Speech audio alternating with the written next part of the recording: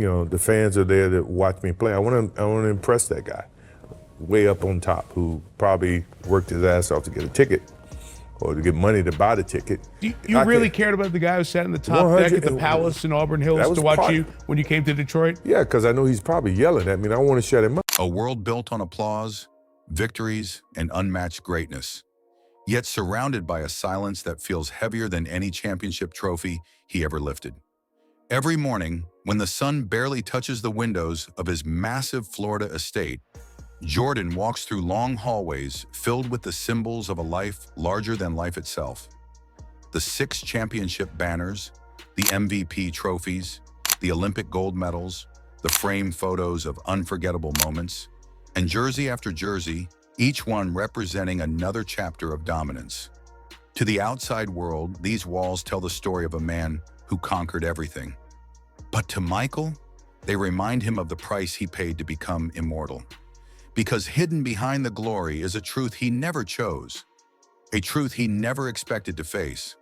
Michael Jordan became the greatest player in history and lost pieces of his humanity along the way. The rise that cost everything. To understand the tragedy of Michael Jordan at 62, you must return to where it began. Years before the fame, years before the shoes, years before the parades, Jordan was a kid from Wilmington, North Carolina. Competitive, fiery, obsessed with proving himself. His father, James Jordan, was the center of his universe. His best friend, his guide, his source of confidence. Michael would later admit that everything he did in life, every shot, every practice, every triumph, was just an attempt to make his father proud. And that's where the tragedy begins. Because when you tie your identity to winning, you no longer play to enjoy the game. You play to avoid emptiness. Even in college, teammates said he was different, focused to a degree that felt unnatural, driven in a way that was almost frightening. Coaches admired him, teammates respected him, but hardly anyone truly connected with him. Michael wasn't trying to be great. He was trying not to lose. He was building a legacy, but tearing away pieces of himself at the same time. Part 2. The curse of greatness. When Jordan reached the NBA, the world witnessed something unbelievable. A talent so explosive, so competitive, so relentless, that he turned the league upside down. But behind the scenes, the pressure began to crush him. Because being the greatest isn't just a skill, it's a burden. People didn't love Michael Jordan. They worshipped him, expected perfection from him, demanded highlight reels from him, treated him like he belonged to them. Journalists followed him, cameras chased him, strangers touched him as if he were sacred. And Michael became a prisoner of the image he created. He couldn't go out in public. He couldn't visit normal places. He couldn't make casual friends. He couldn't trust anyone. Every interaction became a business exchange. Every handshake felt like an obligation. Every relationship was a negotiation. He had everything, and yet nothing felt real. The loss that broke him. In 1993, at the height of his power, the unthinkable happened. His father was murdered. The news shattered him. James Jordan wasn't just a parent. He was Michael's anchor, his calm, his reason for becoming who he became. With one phone call, the foundation of MJ's life collapsed. Teammates said Michael stopped talking. He stopped smiling. He moved like a man carrying 1,000 pounds on his shoulders. Winning no longer mattered. Basketball no longer mattered. Fame felt meaningless. So he walked away. He retired. He left the entire world confused. But in his heart, he was simply a son trying to survive grief. This loss created a wound he carries to this very day. A wound no championship could heal. The silent war within. When he returned to the NBA, the world celebrated. But something fundamental had changed. Jordan's return wasn't about joy. It was about escape. The court became his hiding place. Competition became his shield. Winning became his medicine. And every time the world cheered him, they unknowingly pushed him deeper into his addiction, the addiction to being Michael Jordan. He pushed his body beyond limits. He demanded perfection from teammates. He fought constantly with management. He isolated people who didn't match his intensity. The Bulls won again, and again, and again. 6 titles.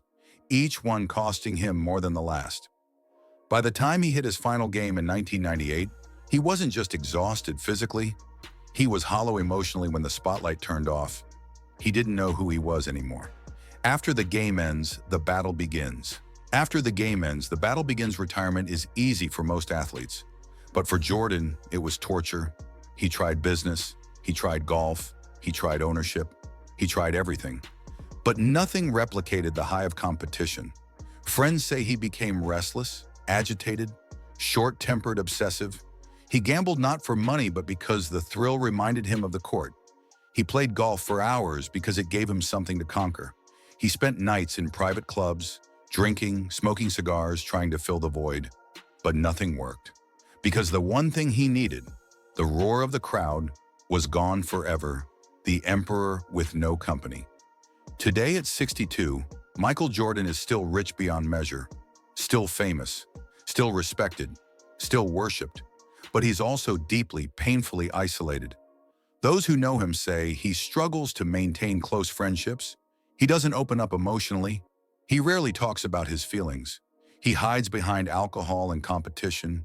He lives like a king, alone in a castle. His children love him, but even they admit he was more myth than father.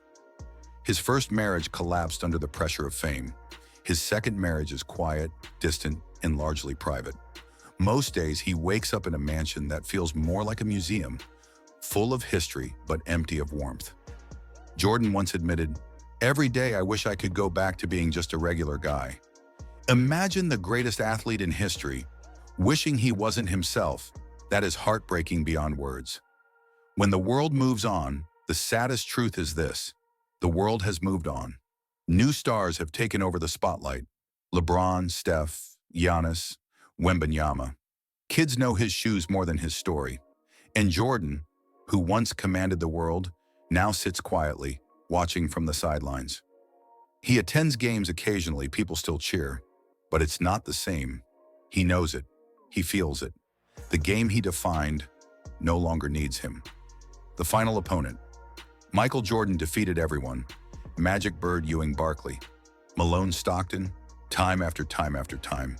But now at 62, he is facing the only enemy he cannot beat: time. Your body slows, your friends disappear, your purpose fades, your identity slips away, and no amount of money, fame, or legacy can stop it. Jordan, the man who once flew through the air, now walks slowly.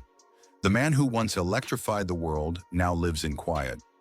The man who once had everything now battles loneliness, regret, and the weight of memories he cannot escape. The heartbreaking truth. The tragedy of Michael Jordan isn't death, it isn't scandal, it isn't decline. The tragedy is this: Michael Jordan spent his life becoming a legend and never learned how to be a human being. He mastered the art of winning, but never mastered the art of living. And now in the twilight of his life, he faces the one truth he tried to avoid. Greatness is beautiful, but it is also isolating, cruel, heavy, and no one carries that weight more painfully than Michael Jordan.